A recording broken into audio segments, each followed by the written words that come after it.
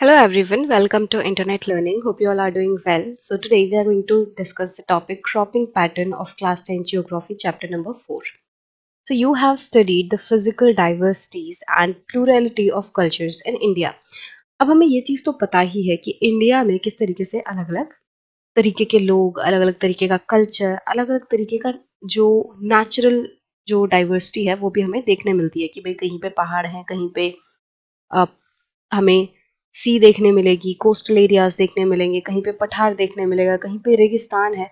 तो physical diversity बहुत ज़्यादा है और ज्योग्राफिकल अगर हम कॉन्टेक्स्ट में बात करें तो बहुत ज़्यादा डाइवर्सिटी है और उसके साथ साथ ज्योग्राफिकल डाइवर्सिटी के साथ साथ कल्चर जो है वो भी बहुत ज़्यादा डाइवर्स है।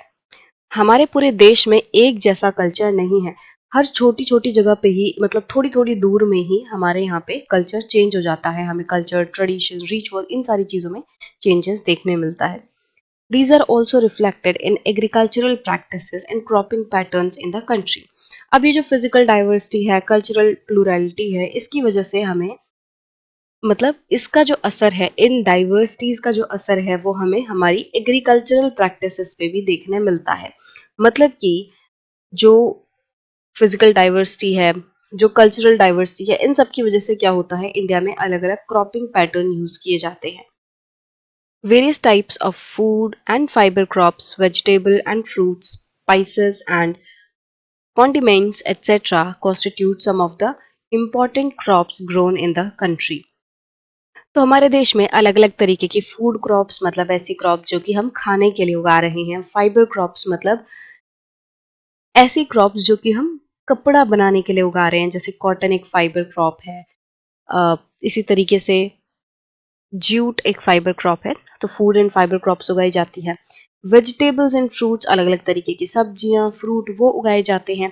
स्पाइसेस एंड कॉन्डिमेंट्स, स्पाइसेस मतलब मसाले, कॉन्डिमेंट्स मतलब ऐसी चीजें जो कि स्पेसिफिकली खाने को फ्लेवर देने के लिए यूज की जाती हैं, जैसे कड़ी पत्ता हो गया, तेज पत्ता हो गया, है ना। तो कॉन्डिमेंट्स मतलब ऐसी चीजें जो कि खाने का स्वाद बढ़ाने के लिए यूज की जाती है। तो स्पाइसेस एंड कॉन्डिमेंट्स की जो क्रॉप्स हैं वो भी उगाई जाती हैं।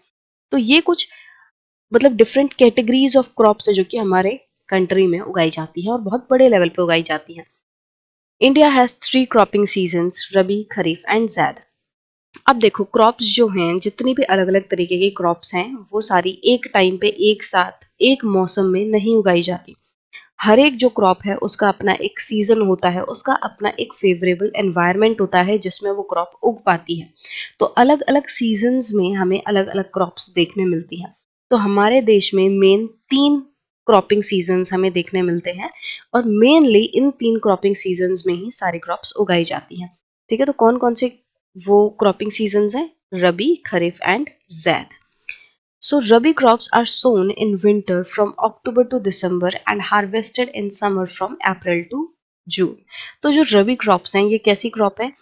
अब सीजन है मतलब कि साल में जो महीने हैं उसके बेसिस पर हमने इसको एक तरीके से कैटेगराइज किया है। तो रबी क्रॉप्स ऐसी क्रॉप्स हैं जो कि अक्टूबर से दिसंबर के महीने के बीच में उगाई जाती हैं और गर्मियों में लगभग अप्रैल टू जून के महीने तक इसको हार्वेस्ट कर लिया जाता है, मतलब कि इसकी कटाई कर दी जाती है। तो रख सकते हो लगभग अक्टूबर टू दिसंबर से लेके अप्रैल टू जून इसका ये पीरियड है, इसका ये सीजन है। Some of the important rabi crops are wheat, barley, peas, gram, and तो कुछ इम्पोर्टेंट रबी क्रॉप्स के नाम यहाँ पे दिए हुए हैं। तो वो कौन कौन से हैं? व्हीट हो गया, बार्ले, व्हीट मतलब बहुत इम्पोर्टेंट रबी क्रॉप है, काफी बड़े लेवल पे जो है उगाई जाती है। फिर पीज मतलब जो मटर है, ग्राम मतलब जो चना है, फिर मस्टर्ड मतलब जो सरसों है। तो ये सारी चीजें रबी क्रॉप में काफी इंपॉर्टेंट क्रॉप्स हैं।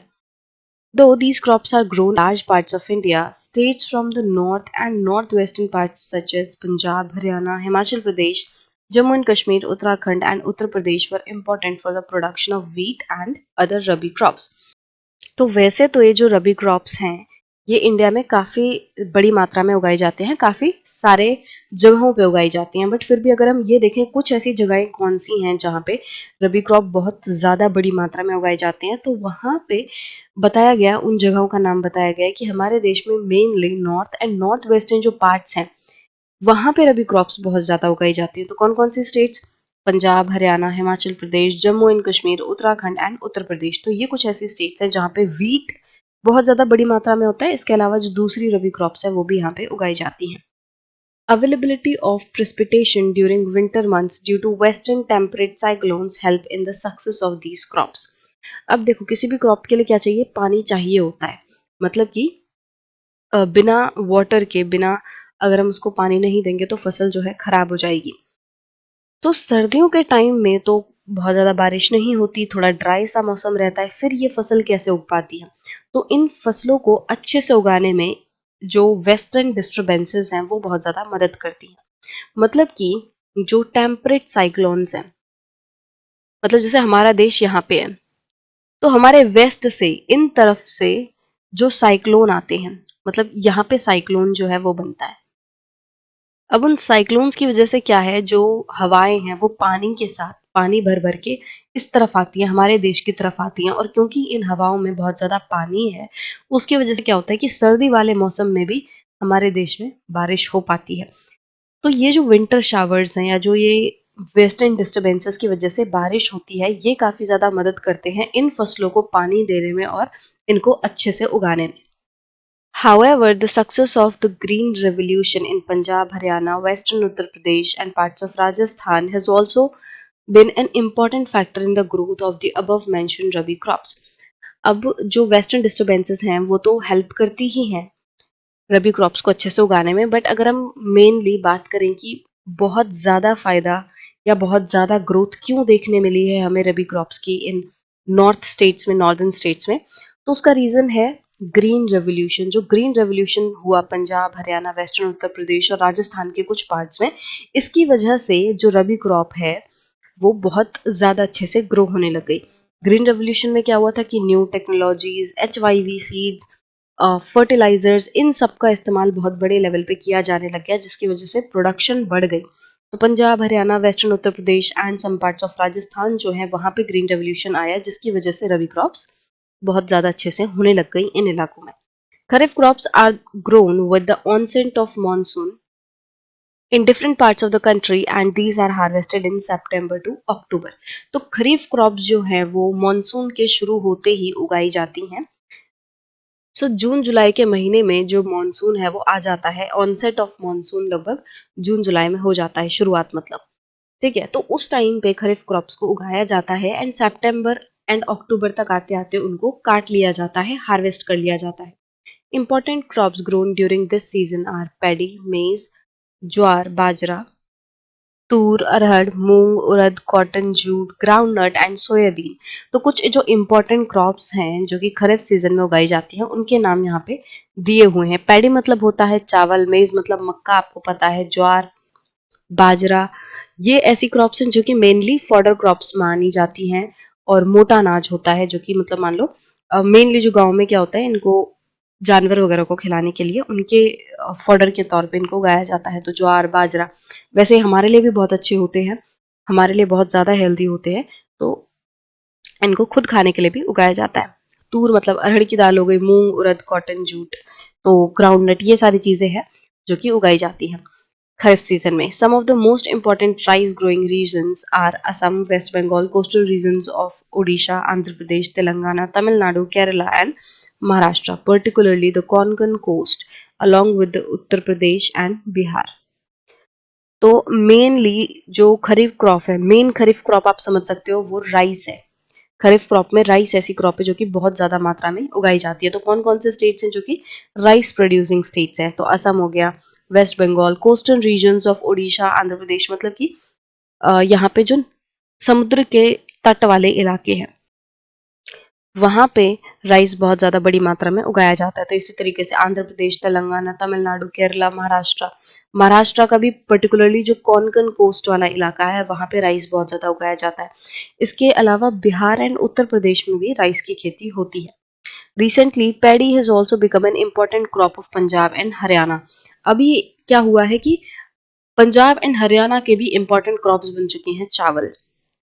पैडी या राइस एक ही चीज़ है। तो ऐसा क्यों हुआ है कि भाई ये जो ग्रीन रेवोल्यूशन आया है इसकी वजह से क्या हुआ है, पंजाब, हरियाणा, इन सारे स्टेट्स में इरिगेशन फैसिलिटी बहुत ज़्यादा अच्छी हो चुकी है। यहाँ पे पानी की अच्छी अवेलेबिलिटी है और यहाँ पे जो फार्मर्स हैं वो पेस्टिसाइड्स फर्टिलाइजर्स, इन सब का इस्तेमाल कर रहे हैं। और क्योंकि जो राइस है वो ऐसी क्रॉप है जो कि जिसपे एमएसपी भी मिलती है, गवर्नमेंट इस पे एमएसपी भी देती है, मिनिमम सपोर्ट प्राइस। तो ये सारे कारणों की वजह से क्या हुआ है कि पंजाब एंड हरियाणा जैसे स्टेट्स जो कि वैसे एनवायरमेंटली बहुत ज़्यादा सूटेबल नहीं है राइस को उगाने के लिए, इन जगहों पे भी राइस उगाया जा रहा है और बहुत बड़े लेवल पे उगाया जा रहा है।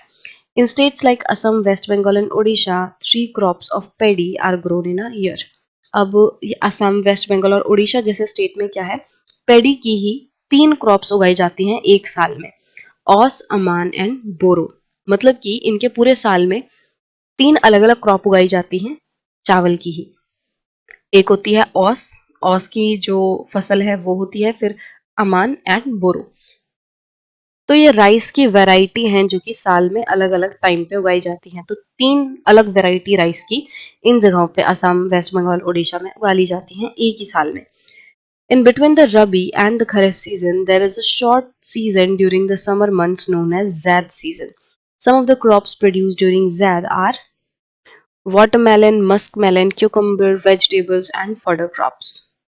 अब जो खरीफ एंड रबी सीजन है, इन दोनों सीजन्स के बीच में एक छोटा सा टाइम पीरियड आता है। रबी हमने कब बोला कि अक्टूबर से लेके अप्रैल टू जून तक इसको हार्वेस्ट कर लिया जाता है। बट नॉर्मली क्या होता है ना, जैसे जो व्हीट वगैरह वाली फसल है, ये फरवरी टू मार्च के बीच में ही इनको काट लिया जाता है, इनकी हार्वेस्टिंग हो जाती है।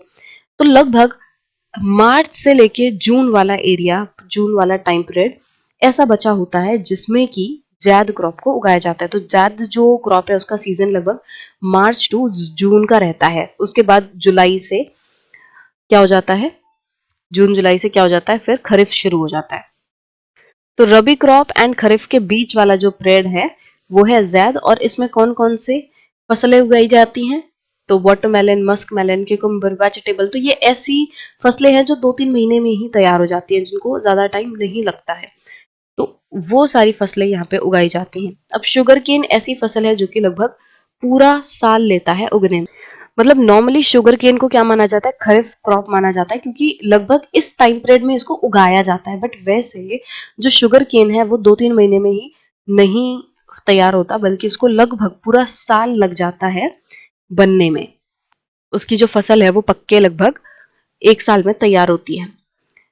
अब नेक्स्ट वीडियो में हम मेजर क्रॉप्स की बात करेंगे, जैसे जो राइस, व्हीट, ये कुछ मेजर क्रॉप्स हैं। तो इनको एक एक करके पढ़ेंगे और देखेंगे कि ये जो क्रॉप्स हैं ये कैसे एनवायरनमेंट में उगती हैं, कौन कौन से सीजन। तो हमने पढ़ ही लिया कि भाई राइस खरीफ क्रॉप है, व्हीट वो रबी क्रॉप है, बट फिर भी थोड़ा और मोर स्पेसिफिकली इनके बारे में जानेंगे कि भाई कितने टेम्परेचर में उगती हैं, कौन से जगह पे उग पाती है, क्या क्या इनको उगाने के लिए रिक्वायरमेंट है। तो ये सारी चीजें पढ़ेंगे। ये भी देखेंगे कि कौन कौन सी ऐसी स्टेट्स हैं जो कि इनको उगा रही हैं।